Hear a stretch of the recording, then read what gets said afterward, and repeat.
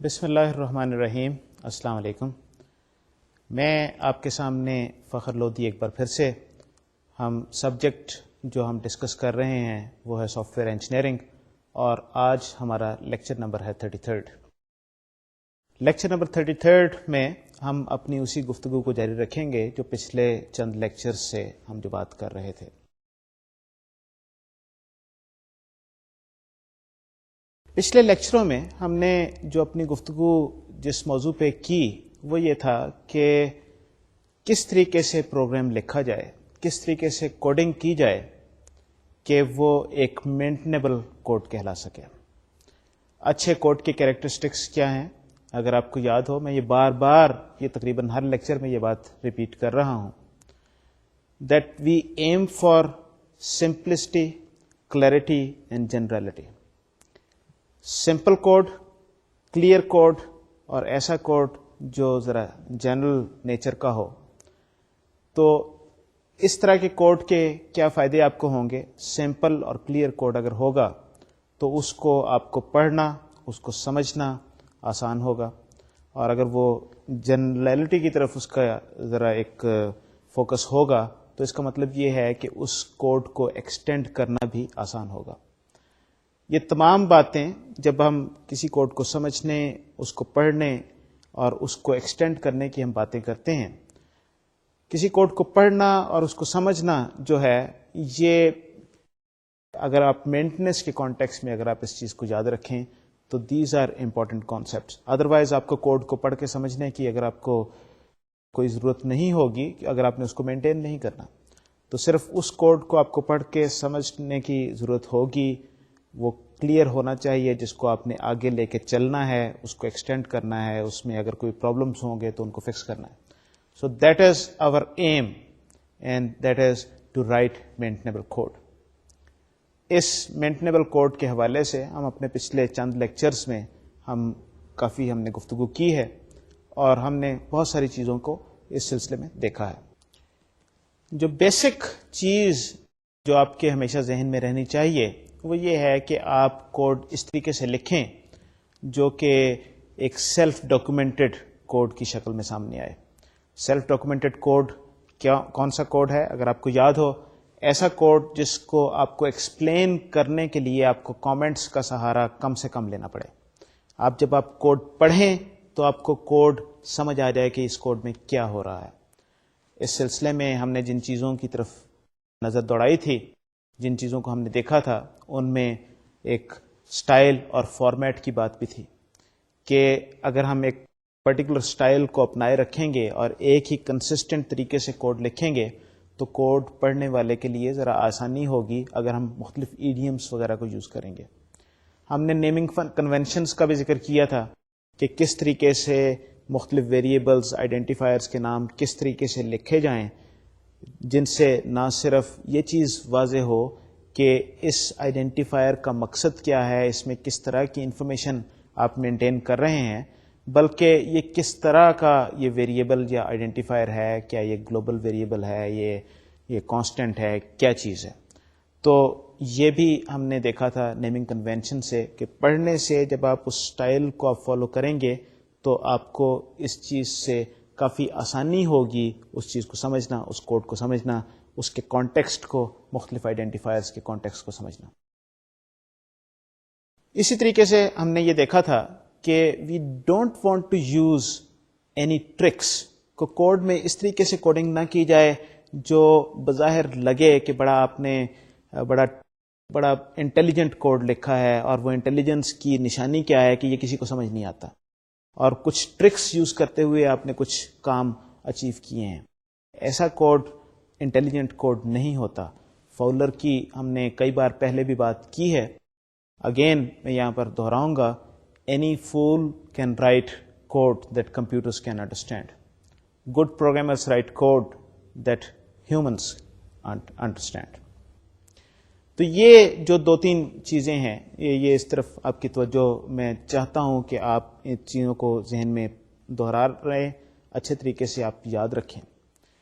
پھر ہم نے میجک نمبرز کی بات کی تھی، ہم نے use and abuse of zero کی بات کی تھی کہ میجک نمبرز کس طریقے سے آپ کے کوڈ کی کمپلیکسٹی ڈیکریز کرتے ہیں، انکریز کرتے ہیں.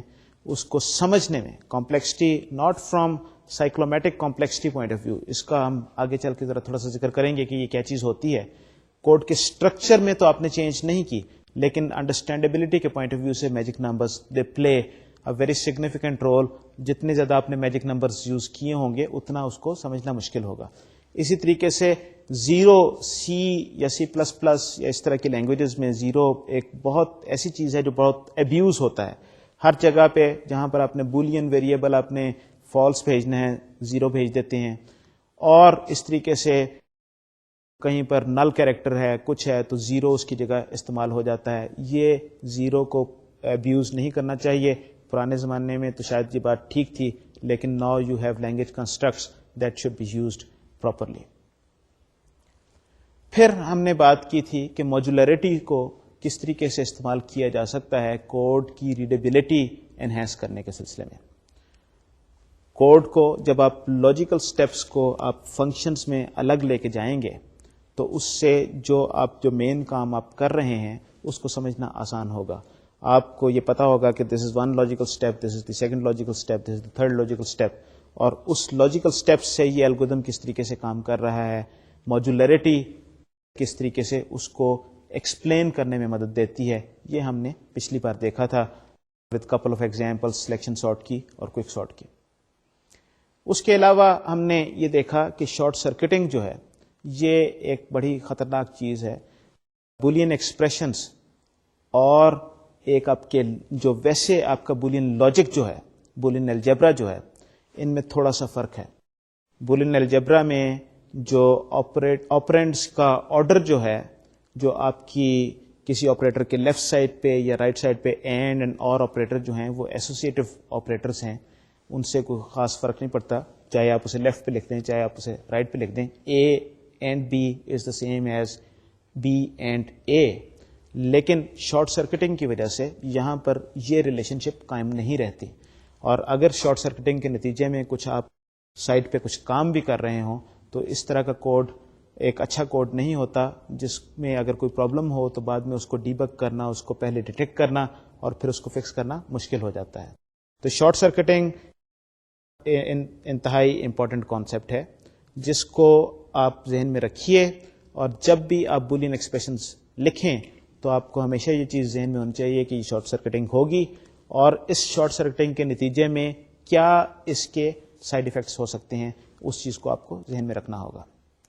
اور آخر میں ہم نے جو بات پچھلے لیکچر میں جو ختم جہاں پر کیا تھا وہ تھی آپرینٹ کی ایویلیویشن کا آرڈر اور سائیڈ ایفیکٹس.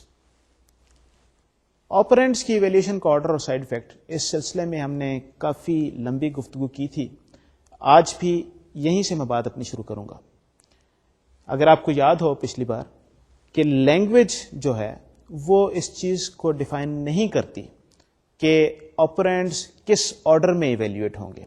اگر آپ نے اے پلس بی لکھا ہوا ہے تو کیا پہلے اے ایویلیویٹ ہوگا یا پہلے بی ایویلیویٹ ہوگا؟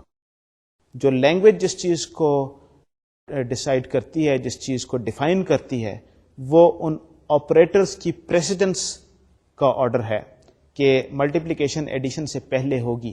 لیکن اگر آپ کے پاس A plus B multiplied by C ہے، تینوں operands independent of each other evaluate کسی بھی آرڈر میں ہو سکتے ہیں، اور یہی چیز کچھ مشکلات پیدا کرتی ہے.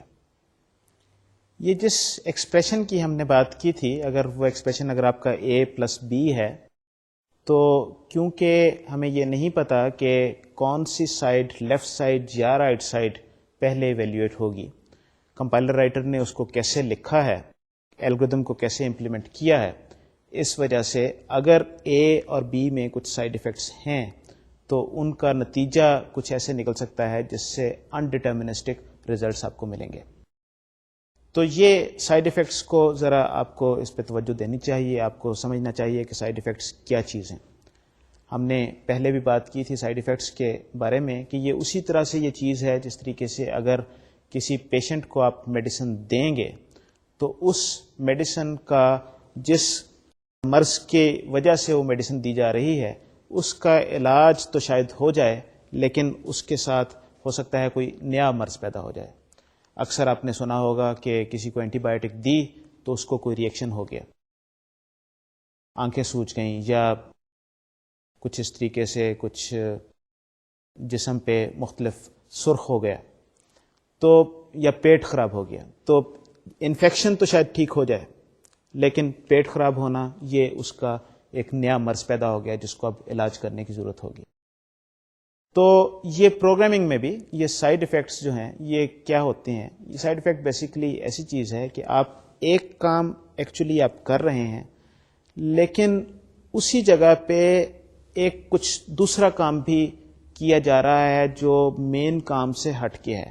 تو ایک سٹیٹمنٹ میں ایک سے زیادہ ویلیوز کو مینیپولیٹ کرنا جو ہے یہ سائیڈ ایفیکٹ کی نشانی ہوتی ہے. اس سلسلے میں ہم نے پچھلی بار کچھ ایگزامپلس دیکھی تھیں, وہ فنکشن F1 اور F2, جس میں F1 اور F2 کچھ آپ کو ویلیو ریٹرن کر رہے تھے, but at the same time both of these functions they were changing the values of the parameters. اسی طریقے سے آپ کا انکریمنٹ اور ڈیکریمنٹ آپریٹرز جو ہوتے ہیں یہ اصل میں فنکشنز ہیں, لینگویج ڈیفائنڈ فنکشنز ہیں. آپ you can increment the value of a variable اور decrement the value of variable, اور پھر اس کی پری انکریمنٹ اور پوسٹ انکریمنٹ, یہ جو مختلف شیپس ہیں اس سے کچھ اور پرابلمس پیدا ہو جاتی ہیں. بہرحال یہاں پر بھی اکثر یہ ہوتا ہے کہ آپ جب یہ انکریمنٹ اور ڈیکریمنٹ کر رہے ہوتے ہیں, ایک اسٹیٹمنٹ میں آپ کسی کو کوئی ویلیو بھی اسائن کر رہے ہیں اور اس کے ساتھ ان ویریبلس کی ویلیو بھی چینج کر رہے ہیں. تو یہ سائیڈ ایفیکٹس آپ کر رہے ہیں. ایک طرف ویریبل کی ویلیو اسائنمنٹ کے ذریعے آپ نے چینج کی, دوسری طرف انکریمنٹ آپریٹر کے ذریعے آپ نے چینج کی. یہ اس طرح کے فنکشنز جن میں سائیڈ ایفیکٹس ہوں, جس طریقے سے میں نے آپ کو ایگزامپل دی انکریمنٹ ڈیکریمنٹ آپریٹرز کی, یا جو ہم نے پہلے فنکشنز لکھے تھے F1 F2 جو پچھلی بار ہم نے دیکھا تھا, ان کو بڑے سمپل سے فنکشنز تھے. ایک وقت میں ایک سے زیادہ ان فنکشنز میں کام ہو رہا ہے. ایک طرف تو وہ پیرامیٹر کی ویلیو چینج کر رہے ہیں, and since those parameters were sent by reference, by value نہیں, بائی ریفرنس ہم نے بھیجے تھے, تو اس وجہ سے اس کے اندر جب اس پہ آپ کوئی کام کرتے ہیں تو اس ویریبل کی اس پیرامیٹر کی ویلیو جہاں پر کال کیا گیا ہے جہاں سے اس جگہ پہ بھی چینج ہوگی, اور پلس آپ نے کیونکہ اس فنکشن سے کوئی ویلیو واپس ریٹرن کی جو اسٹیٹمنٹ میں یوز ہو رہی ہے, اس وجہ سے ایک وقت میں آپ دو کام کر رہے ہیں, and that is what a side effect is. اب اس سائیڈ افیکٹ کا نتیجہ کیا ہے؟ آرڈر آف ایویلویشن آپرینڈس کی ڈٹرمنسٹک نہ ہونے کی وجہ سے بعض اوقات آپ اسے کچھ اس طریقے سے پیرامیٹرز بھیج دیتے ہیں. اگر لیٹس سے کہ ایک فنکشن میں ایک اسٹیٹمنٹ میں آپ نے دو فنکشن یوز کیے ہوئے ہیں جس طریقے سے ہم نے پہلے دیکھا تھا, اور وہ ایک ہی پیرامیٹر ان کو پاس کیا جا رہا ہے اور وہ دونوں مختلف طریقے سے ان پیرامیٹرز کی ویلیوز کو چینج کر رہے ہیں, تو آپ کو انڈیٹرمنسٹک ریزلٹس ملیں گے. تو سائیڈ ایفیکٹ سے آپ کو بچنا چاہیے. یہ سائیڈ ایفیکٹ سے آپ کس طریقے سے بچ سکتے ہیں؟ یہ آپ ذرا یاد رکھیے کہ ہم نے اس میں دو تین باتیں کی تھیں کہ سائیڈ ایفیکٹ کس جگہ پہ پیدا ہوتا ہے. ایسی جگہ پہ جہاں پر اس فنکشن میں ایک سے زیادہ کام ہو رہے ہوں, ایک سے زیادہ ویریبلس کی ویلیو چینج ہو رہی ہو, ایک سے زیادہ آبجیکٹس کی ویلیو چینج ہو رہی ہو. تو کیونکہ آرڈر آف ایویلویشن کی وجہ سے یہ صورتحال پیدا ہوتی ہے. اگر آرڈر آف ایویلویشن ڈٹرمنسٹک ہو تو پھر آپ کو ہمیشہ ایک ہی جواب ملے گا, آپ کو دو جواب مختلف نہیں مل سکتے. تو اس آرڈر آف ایویلویشن کو آپ ڈٹرمنسٹک کیسے بنا سکتے ہیں؟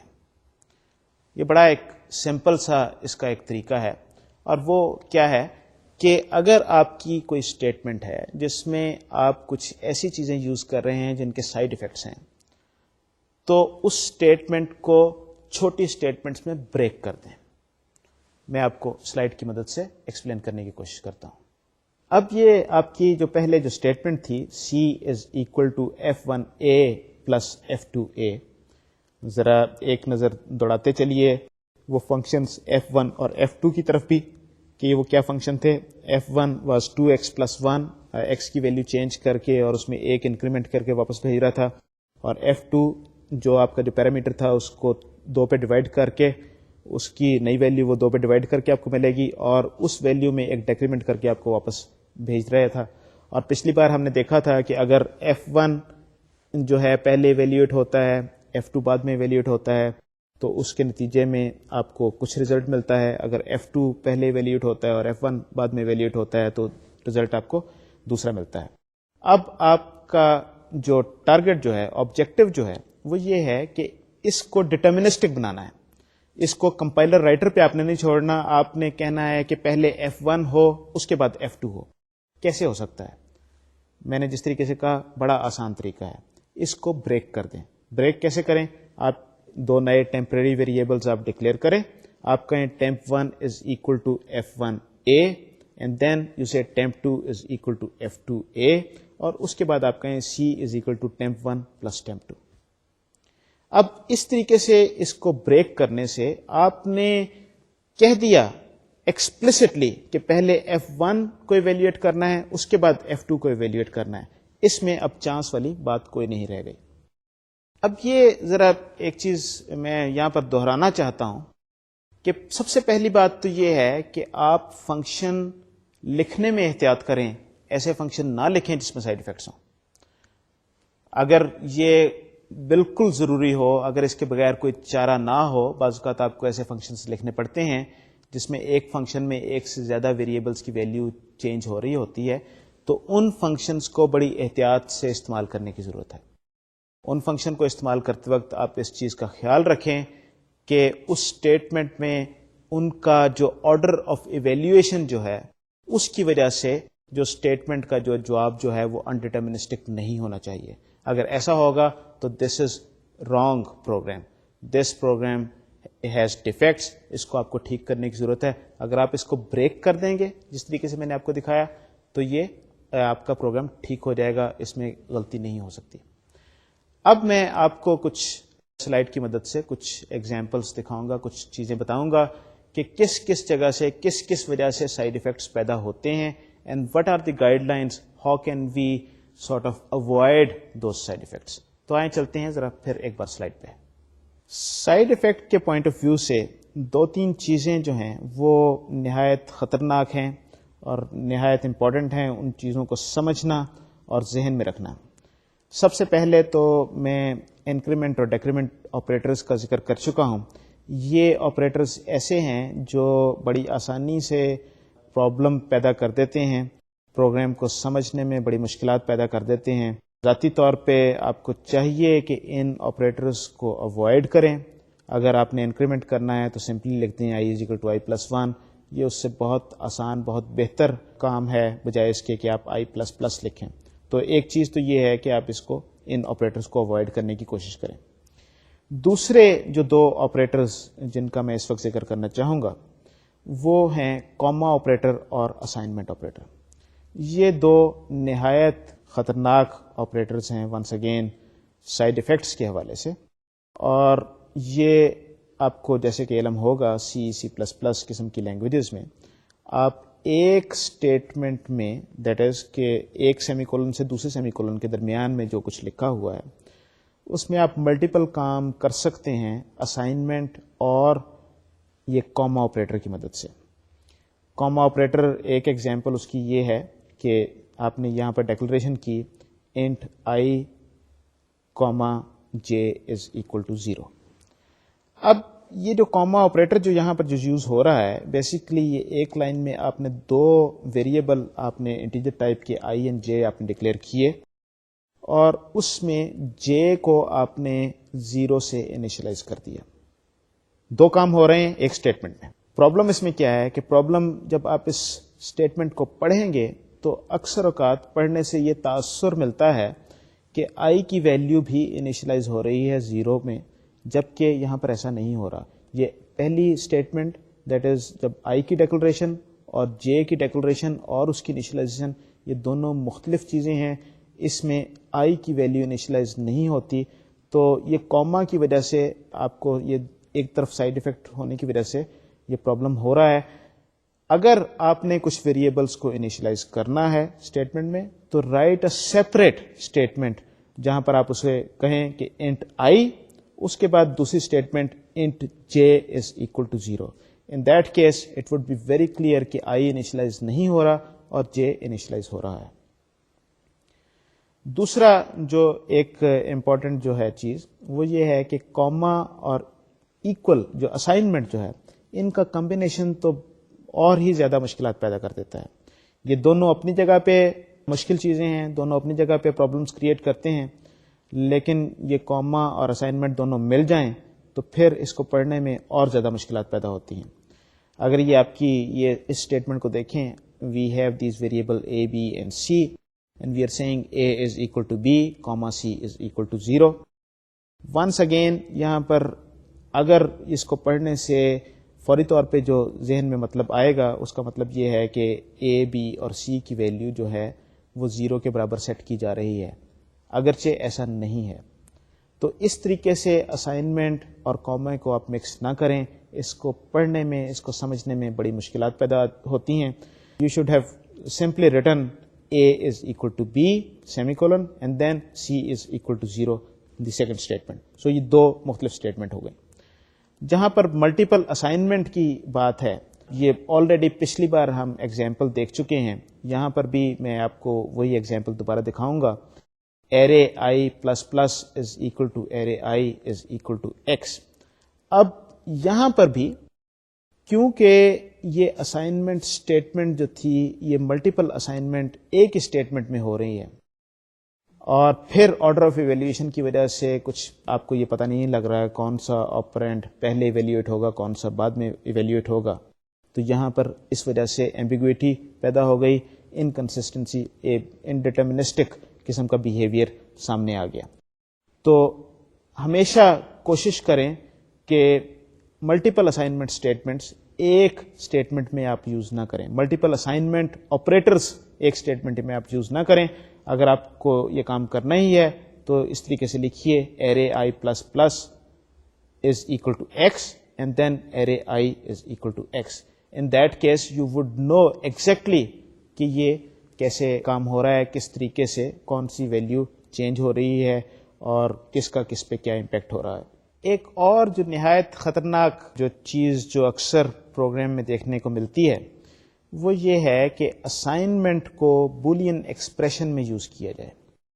یہ جس طریقے سے یہ ایک آپ کو ایکسپریشن نظر آ رہا ہے, if a equal to b then do something. اب یہاں پر a کو b کی ویلیو دی جا رہی ہے, اس میں a کی نئی ویلیو جو ہے وہ b کی جو ویلیو جو پڑی ہوئی ہے اس میں وہ آ جائے گی.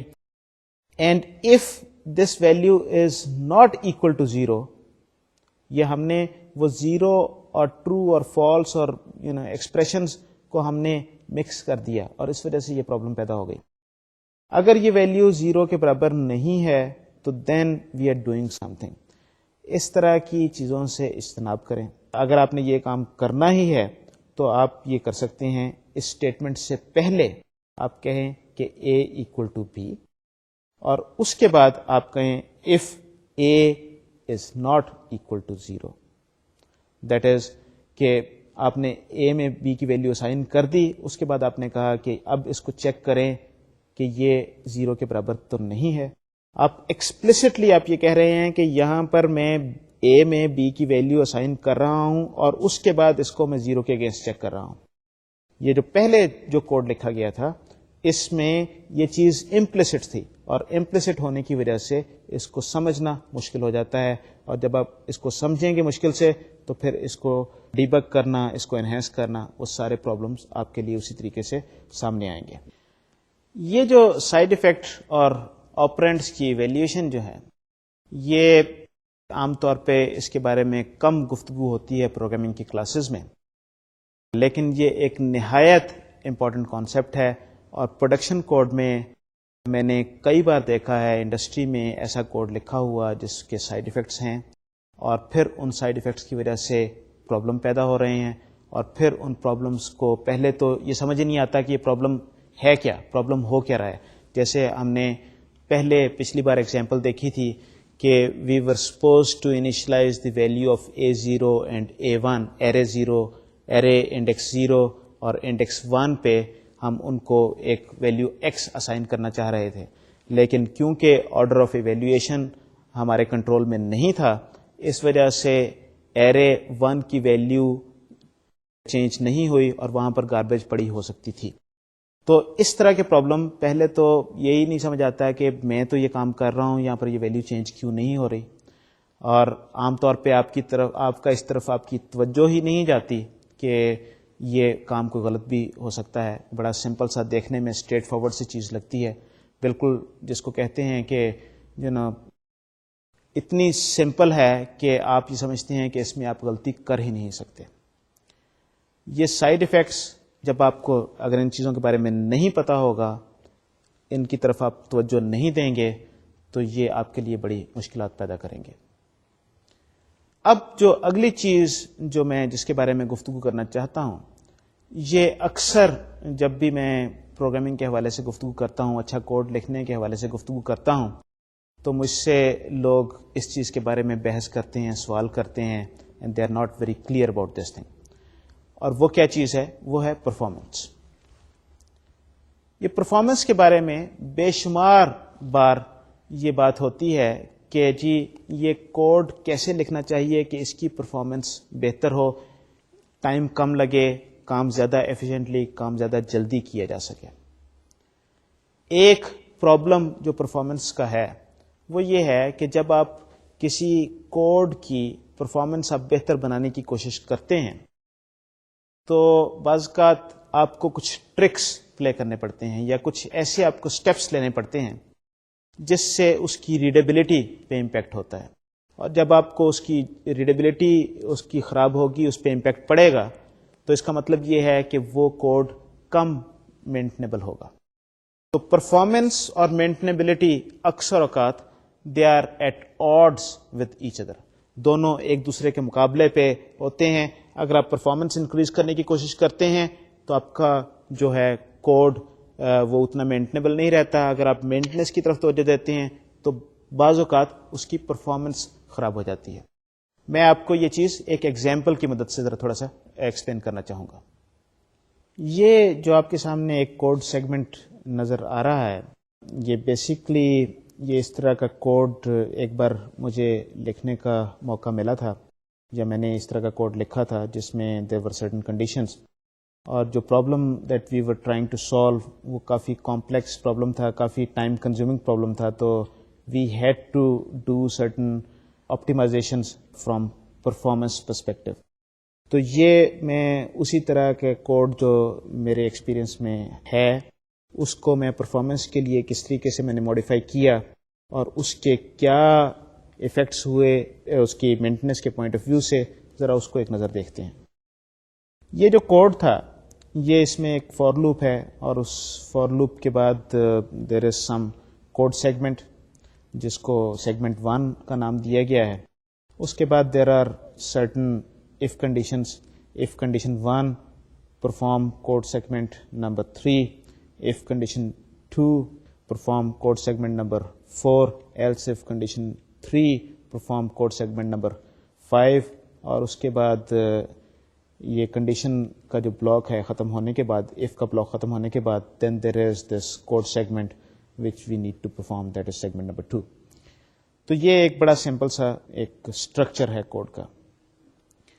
اب اس کوڈ میں there were certain things that were important، اور وہ کیا چیزیں تھیں؟ وہ یہ تھی کہ اس فار لوپ کی ایگزیکیوشن کے دوران یہ جو کنڈیشنز جو ہیں، condition 1، condition 2 and condition 3، they did not change. یہ کچھ اس طریقے سے کنڈیشنز تھیں کہ یہ یہاں پر جن ویریبلس پہ یہ ڈیپینڈ کر رہی ہیں ان کی ویلیو اس فار لوپ کے درمیان میں چینج نہیں ہو رہی. دوسرا اس میں یہ تھا کہ یہ n کی ویلیو بہت بڑی تھی، اور یہ ہمارے پاس ایکچولی بہت بڑا ویکٹر تھا. ایکچولی یہ ایک میٹرکس تھا.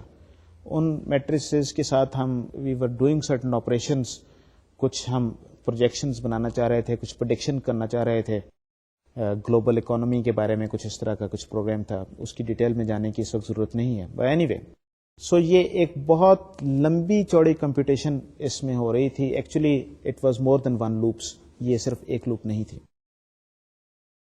تو جب ہم نے دیکھا کہ اس میں ٹائم کافی کنزیوم ہو رہا ہے تو پھر ذرا تھوڑا سا ہم نے اس کو انالائز کیا، اور پھر ہم نے سوچا کہ کیونکہ کنڈیشن جو ہیں اس فار لوپ کے اندر چینج نہیں ہو رہی، وہ ویریبلس جن پہ یہ کنڈیشنز ڈپینڈ کر رہی ہیں وہ اس فار لوپ کے اندر چینج نہیں ہو رہے، اس وجہ سے بہتر یہ ہے کہ یہ جو فور لوپ جو ہے یہ کنڈیشن کے اندر ہو، تاکہ ایک بار کنڈیشن جب ہم نے دیکھ لی کہ یہ کنڈیشن یہ ٹرو ہے کون سی والی، تو اس کے بعد جو کام ہم نے بار بار کرنا ہے، n بار ہم نے کوئی چیز کرنی ہے، تو اس کو دوبارہ ہمیں کنڈیشن کو چیک کرنے کی ضرورت نہیں ہے.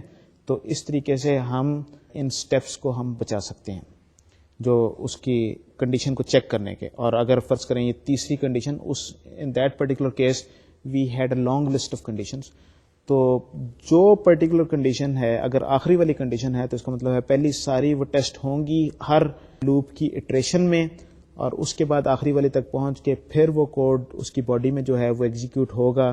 اس کے بعد پھر اگلی اٹریشن آئے گی، پھر ساری کنڈیشنز چیک ہوں گی and so and so forth. تو بجائے اس کے کہ ہر کنڈیشنز کو ہم ہر لوپ اٹریشن میں چیک کریں، ہم پہلی بار چیک کر لیتے ہیں اینڈ دین اس کے اندر کی لوپ کی اٹریشنز ہم رکھ دیتے ہیں. جب اس کی لوپ کی اٹریشنز کو ہم نے اس کے اندر رکھ دیا تو یہ کوڈ کی شکل و صورت کچھ اس طریقے سے بن گئی. اب یہ ہے کہ if condition 1 then we have this for loop. Us for loop میں پہلے ہمارا کوڈ سیگمنٹ 1 ہے، پھر کوڈ سیگمنٹ 3، پھر کوڈ سیگمنٹ 2 ہے. پھر else if condition 2 then we have this loop. اس لوپ میں we have code segment 1، code segment 4 and then code segment 2 and so on so forth. تو یہ بیسکلی اس طریقے سے ہم نے کیا تاکہ وہ اس کو چیک جو ہے ہر اٹریشن میں وہ چیکس ہمارے بچ سکیں. اب آپ اس کو دیکھ سکتے ہیں کہ یہ کافی آسانی سے یہ چیز نظر آ جاتی ہے کہ یہ کوڈ مشکل ہے اس کو سمجھنا. پہلے کوڈ کی نسبت یہ کم مینٹنیبل ہے، گو کہ ہم نے پرفارمنس اس سے کافی بہتر اچیو کر لی، اور ان دیٹ پرٹیکولر کیس ہمارے پاس جو دیٹ پرٹیکولر آرکیٹیکچر جو تھا اس میں پائپ لائن جو تھا ڈیٹا کی کیش بہت چھوٹی تھی، تو پائپ لائن جو ہے یہ کنڈیشن کی وجہ سے پائپ لائن فل نہیں ہو پاتی تھی، اس وجہ سے اس کی پرفارمنس بہت سلو ہو گئی تھی. یہاں پر ہم نے پائپ لائن کو ذرا بہتر طریقے سے یوٹیلائز کر لیا، اور اس سے ہماری پرفارمنس صرف اس کی کنڈیشن کے چیک نہ ہونا ایک چیز ہے، اور کیونکہ ڈیٹا پائپ لائن اور وہ کوڈ پائپ لائن وہ بھری رہتی تھی، اس وجہ سے اس کو کافی ہم نے پرفارمنس بہتر اچیو کر لی. یہ پائپ لائن آرکیٹیکچر اس وقت میں بحث میں نہیں جانا چاہتا، یہ کمپیوٹر آرکیٹیکچر کا ذرا تھوڑا سا موضوع ہے، ذرا تھوڑا سا ہٹ جاتی ہے بات. بہرحال آپٹیمائزیشن کے مختلف ایسپیکٹس ہوتے ہیں، مختلف پہلو ہوتے ہیں جن کی طرف ہمیں توجہ دینے کی ضرورت ہوتی ہے. یہ پرفارمنس جو ہے یہ بعض اوقات مختلف کیسز میں بڑا کریٹیکل رول پلے کرتی ہے. آپ کے آبویسلی کوئی پروگرام لکھنے کا آبجیکٹو یہ ہے کہ اس چیز کو ایفیشینٹلی کیا جائے، اینڈ ان سرٹن کیسز اگر وہ آپ کی ریئل ٹائم اپلیکیشن ہے یا آپ کا ڈیٹا سیٹ بہت بڑا ہے، تو اگر آپ کو بہت اسے ٹائم زیادہ لگ رہا ہے تو you need to fine tune the performance of that code and data. اب جو سوال جس کی طرف میں نے پہلے ذکر کیا تھا، جو اکثر جو بحث ہوتی ہے، جو لوگ بات کرتے ہیں، وہ یہ ہے کہ جی performance is a very important factor. So ہمیں کوڈ ہمیشہ اس طریقے سے لکھنا چاہیے کہ جس میں پرفارمنس ہم زیادہ اچھی ہو، جس کی زیادہ بہتر ایفیشینٹلی سسٹم کے ریسورسز کو ہم یوز کر رہے ہوں. اس میں یقیناً میں اس چیز سے آرگو نہیں کر سکتا کہ ہمیں بہتر طریقے سے اس کو ریسورسز کو یوٹیلائز کرنے کی ضرورت ہے، لیکن ایک چیز آپ کو ہمیشہ یاد رکھنی چاہیے، اور وہ یہ ہے 80-20 رول. 80-20 رول کیا چیز ہے؟ اس چیز کا میں پہلے بھی ذکر کر چکا ہوں. 80-20 رول یہ ہے کہ کوئی بھی کام کرنے کے لیے یہ چیز آپ ذرا ذہن میں رکھیں کہ آپ کو اگر 10 چیزیں آپ کو کرنی ہوں تو شاید اس میں سے 8 چیزیں جو ہیں وہ ان کا اتنا فائدہ نہ ہو جتنا 2 چیزیں جو ہیں کریں ان کا آپ کو زیادہ فائدہ ہو. تو 80% of the benefits would come from 20% of the things that you do. یہ زندگی میں ایک بڑا گولڈن اصول ہے، بڑا گولڈن پرنسپل ہے، پریٹو پرنسپل اس کو کہا جاتا ہے. جو پریٹو صاحب نے اس کو دیکھا تھا، سب سے پہلے انہوں نے اس چیز کو آبزرو کیا تھا اور ڈاکومنٹ کیا تھا. اس چیز کا میں بڑی تفصیل سے پہلے بھی ذکر کر چکا ہوں. پریٹو پرنسپل میں آپ کو ایکسپلین کر چکا ہوں بڑی ڈیٹیل میں. کوڈ میں بھی یہ پریٹو پرنسپل اپلیکیبل ہوتا ہے. یہ 80-20 کا رول جو ہے کوڈ میں بھی بڑے اپلیکیبل ہوتا ہے، اور ایکچولی جو کمپیوٹر ڈیزائن میں اور آرکیٹیکچر کے ڈیزائن میں، کمپیوٹر آرکیٹیکچر کے ڈیزائن میں بھی آپریٹنگ سسٹمز کے ڈیزائن میں بھی یہ پرنسپل بڑے غور سے بڑے اچھے طریقے سے امپلیمنٹ اس کو کیا جاتا ہے، اس کو سمجھ کے کہ اس کے کیا امپیکٹس ہیں، کیا ایفیکٹس ہیں اور کس طریقے سے الگورتھم لکھنا چاہیے. یہ آپریٹنگ سسٹمز میں یا کمپیوٹر آرکیٹیکچرز میں اس کی آپ کی اپلیکیشن آپ کو نظر آئیں گی. تو یہ پرفارمنس جو ہے یہ بھی 80-20 رول کے مطابق چلتی ہے. کیا اس کا اصول کیا ہے؟ وہ یہ ہے کہ you spend 80% of your time in 20% of the code. یعنی کہ اگر آپ کے پاس 1,000,000 لائنز آف کوڈ ہے تو جو آپ 80% آف دا ٹائم جو آپ اسپینڈ کر رہے ہیں وہ شاید 20,000 لائنز میں آپ اسپینڈ کر رہے ہوں. اس کا 20% جو 1,000,000 کا جو ہے. اب یہ جو 20% اور 80% کی یہ جو کہانی ہے یہ کیسے ہمیں پتہ لگے کہ کون سا 20% ایسا ہے جس میں ہم ٹائم اسپینڈ کر رہے ہیں اور کون سا 20% ایسا ہے جس کو ہمیں بہتر بنانے کی، زیادہ ایفیشینٹ بنانے کی ضرورت ہے. جو باقی 80% ہے جس میں 20% ٹائم یوز ہو رہا ہے اس کو زیادہ ایفیشینٹ بنانے کی ضرورت نہیں ہے کیونکہ اس میں ٹائم ویسے ہی کم استعمال ہو رہا ہے. اور اگر آپ اس میں زیادہ ایفیشینٹ اس کو بنانے کی کوشش کریں گے جس طریقے سے ہم نے پہلے ایگزامپل دیکھی تو آپ اس کوڈ کو مینٹیننس کے پوائنٹ آف ویو سے زیادہ مشکل کر لیں گے. تو گول یہ ہے کہ صرف اس کوڈ کو فائن ٹیون کیا جائے جو پرفارمنس پہ جس کا امپیکٹ ہے، پرفارمنس پہ جس کو ہٹ پڑ رہی ہے، جس کی وجہ سے جو ہاٹ اسپاٹ جس کو ہم کہتے ہیں کہ ہاٹ اسپاٹ کون سا ہے. تو اس کوڈ کو آئیڈینٹیفائی کرنا اور پھر اس کو فائن ٹیون کرنا یہ ہم کیسے کریں. تو یہ گو کہ مینٹیننس سے ذرا تھوڑا سا ہٹ کے موضوع ہے، لیکن کیونکہ پرفارمنس کا تعلق کوڈ سے ہے اور اکثر یہ سوال اٹھتا ہے تو اس وجہ سے میں چاہوں گا کہ یہاں پر اس چیز کی وضاحت ہو جائے. جو طریقہ ہم استعمال کرتے ہیں اس 20% آف کوڈ کو آئیڈینٹیفائی کرنے کے لیے کہ جس کو آپ کو فائن ٹیون کرنے کی ضرورت ہے اس کو ہم کہتے ہیں پروفائلنگ. یہ پروفائلنگ جو ہے، پروفائلنگ کیا چیز ہے؟ پروفائلنگ یہ ہے کہ دیر آر سرٹن ٹولس جو پروفائلرز کہلاتے ہیں. آپ ان کو کوڈ پہ چلاتے ہیں، جب آپ کوڈ چلاتے ہیں تو ساتھ یہ پروفائلر کو آن کر دیتے ہیں. یہ پروفائلر جو ہے یہ ٹائم نوٹ کرتا رہتا ہے کہ کس جگہ پہ، کس فنکشن میں، کس روٹین میں آپ نے کتنا ٹائم سپینڈ کیا اور کون سی روٹین کتنی بار کال ہوئی، کس جگہ سے کال ہوئی، کتنی بار اس میں کتنی لوپس کتنی ہیں، اس کی ٹوٹل نمبر آف اسٹیٹمنٹس کتنی آپ نے ایگزیکیوٹ کی اس لوپ میں پورے سائیکلز سے گزرتے ہوئے، کتنی بار کال ہوا وغیرہ وغیرہ، کتنا اس میں آپ نے ٹائم سپینڈ کیا. ہر روٹین کا، ہر فنکشن کا علیحدہ علیحدہ. جب آپ یہ پروفائلر چلاتے ہیں تو اس سے آپ کو چلانے کے بعد آپ کو پتہ لگ جاتا ہے کہ کون سی جگہیں ایسی ہیں جہاں پر آپ ٹائم زیادہ سپینڈ کر رہے ہیں. اور پھر اگر آپ پرفارمنس سے مطمئن نہ ہوں، آپ بہتر پرفارمنس چاہتے ہوں تو پھر آپ ان جگہوں کو فائن ٹیون کرتے ہیں. وہاں پر اگر آپ کو کوڈ میں کوئی ماڈیفکیشن کی ضرورت ہے، جس طریقے سے میں نے آپ کو ایگزامپل دی کہ ہم نے سمجھا کہ ہمیں یہاں پر اس چیز کی ضرورت ہے کہ ہم اس کوڈ کی پرفارمنس کو بہتر بنائیں، تو we said okay at this particular point we will compromise maintainability, کہ ہمیں جس چیز کی اس وقت زیادہ ضرورت ہے، پرفارمنس کی ضرورت ہے، مینٹیننس ہم اس کو اچھے طریقے سے ڈاکومنٹ کر دیں گے کہ یہاں پر یہ کام ہو رہا ہے، اس سے ہم اس کو مینٹیننس اس کی بہتر بنانے کی کوشش کریں گے، چاہے اس میں ریڈنڈنسی ہو یا وہ اس کی ریڈیبلٹی خراب ہو رہی ہو. ہم نے اپنے جو انجینئرنگ جس کی ہم بات کرتے تھے کہ انجینئرنگ جو آپ نے ٹریڈ آف کا ذکر ہے، کون سا آپ نے کام کرنا ہے ورسز اس کی کیا کاسٹ کیا ہے. We did that analysis and we decided کہ we needed performance in that particular case more than maintainability. So آپ کے سامنے بھی یہ کیس ہو سکتا ہے، in that case you would fine tune that code. تو میں یہ ذرا پروفائلر کو ذرا ایکسپلین کرنا چاہوں گا کہ یہ کیسے کام کرتا ہے، یہ کس طرح کی آپ کو آؤٹ پٹ دیتا ہے، کس طرح کا آپ کو ڈیٹا دیتا ہے اور اس سے آپ کس طریقے سے اپنے پروگرام کو بہتر بنا سکتے ہیں. تو آئیں چلتے ہیں ذرا یہ سلائڈ پہ اس پروفائلر کی ایک ذرا آؤٹ پٹ دیکھتے ہیں. یہ ایگزامپل جو آپ کے سامنے میں آپ کو دکھا رہا ہوں، یہ ایک ٹیبل ہے جس میں اس پروفائلر سے جو ڈیٹا اکٹھا کیا گیا ہے وہ لکھا گیا ہے. یہ ایگزامپل کرنیگن صاحب کی کتاب دی پریکٹس آف پروگرامنگ سے میں نے لی ہے. یہ کون صاحب ہیں اگر آپ کو یاد ہو؟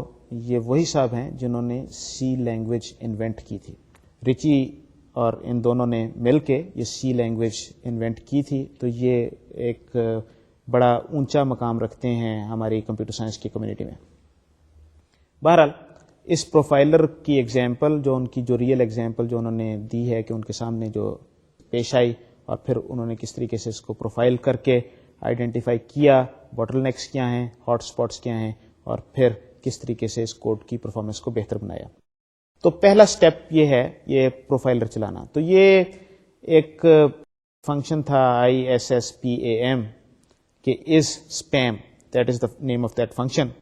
اس کی پرفارمنس سے وہ مطمئن نہیں تھے, تو 10,000 بار اس فنکشن کو کال کیا گیا پروفائلر چلانے کے بعد, اور اس سے کچھ اس طریقے سے ڈیٹا سامنے آیا. جو فنکشن strchr جو فنکشن ہے اس کی کالز تھیں 4835000. اتنی بار اس کو کال کیا گیا. ٹوٹل نمبر آف انسٹرکشنز 9440110000 اور ٹوٹل نمبر آف سائیکلز 1131499000. یہ strchr جو فنکشن ہے اتنی بار کال کیا گیا. ٹوٹل نمبر آف انسٹرکشنز جو ایگزیکیوٹ ہوئیں, ٹوٹل نمبر آف سائیکلز جو ایگزیکیوٹ ہوئے ان کالز کے نتیجے میں وہ یہ تھے. اور ٹوٹل ٹائم جو اس فنکشن نے لیا that was 45.26 second which was 81% of the total time.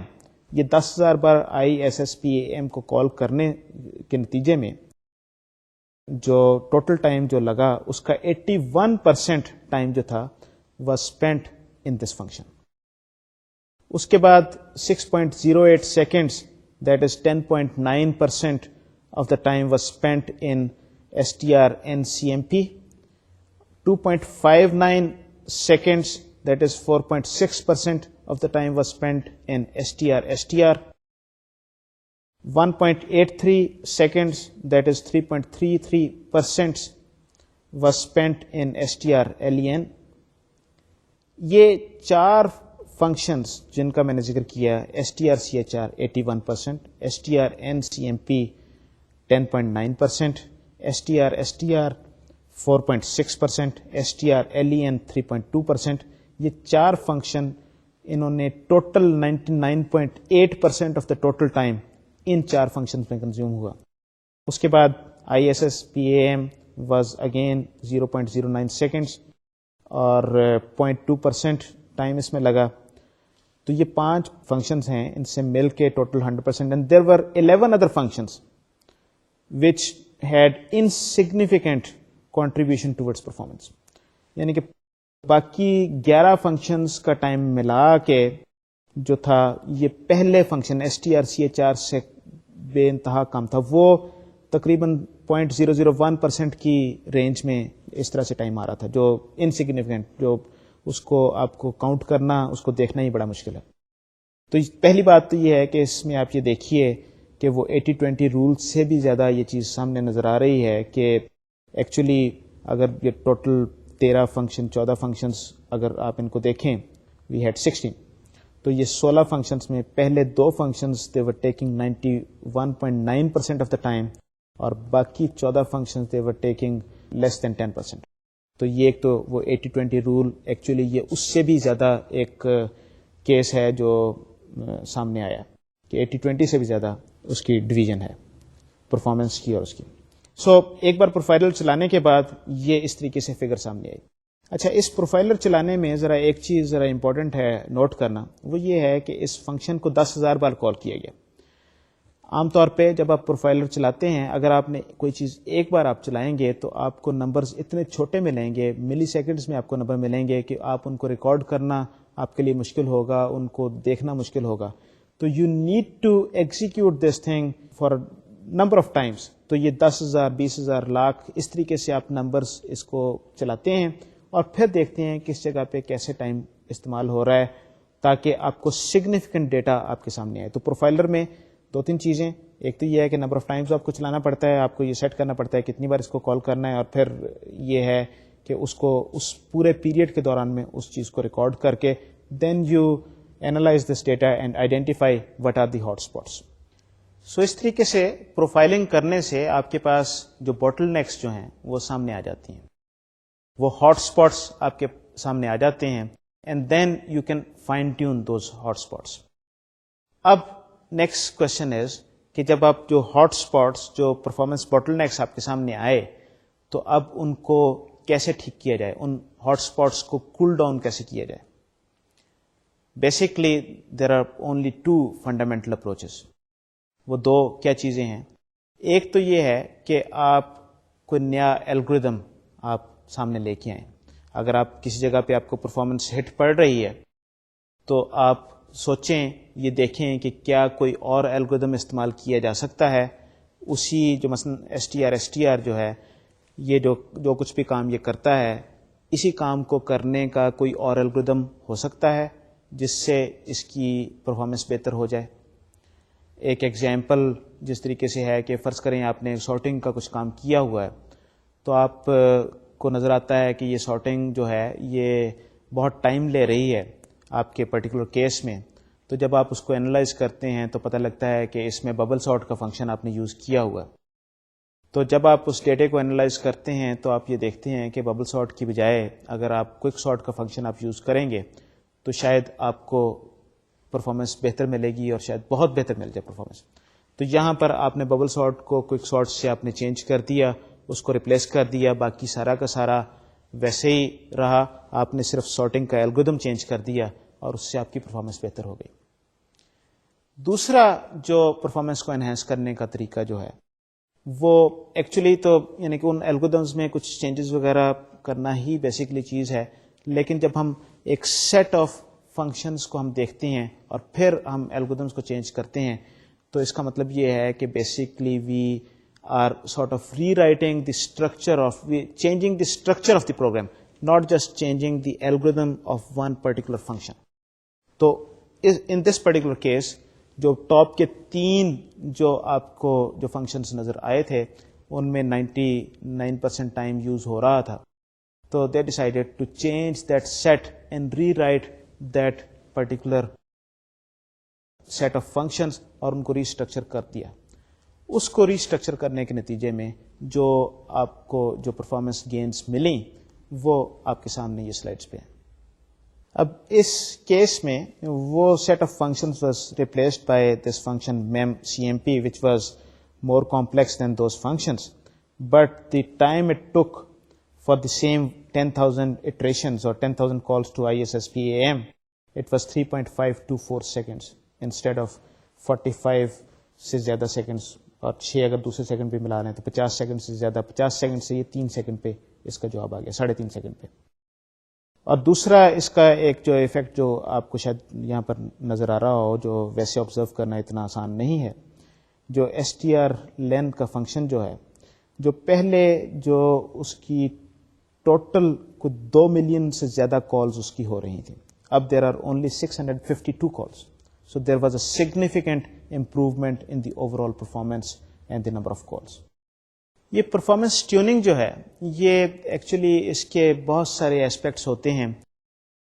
اس کے مختلف آپ کو چیزوں کو آپ کو سمجھنے کی ضرورت ہوتی ہے. بعض اوقات کمپیوٹر کے آرکیٹیکچر کو آپ کو سمجھنے کی ضرورت ہوتی ہے, بعض اوقات آپ کو پرٹیکولر لینگویج کے ایسپیکٹس کو سمجھنے کی ضرورت ہوتی ہے, اس انوائرمنٹ کو سمجھنے کی ضرورت ہوتی ہے.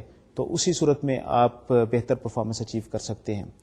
تو once again motto of the story is کہ آپ پروفائلنگ کریں. اگر آپ کو پرفارمنس کے پرابلمس ہیں then do your profiling and then identify hot spots, اور پھر اس کے بارے میں طے کریں کہ ان ہاٹ اسپاٹس کو آپ نے کیسے کول ڈاؤن کرنا ہے.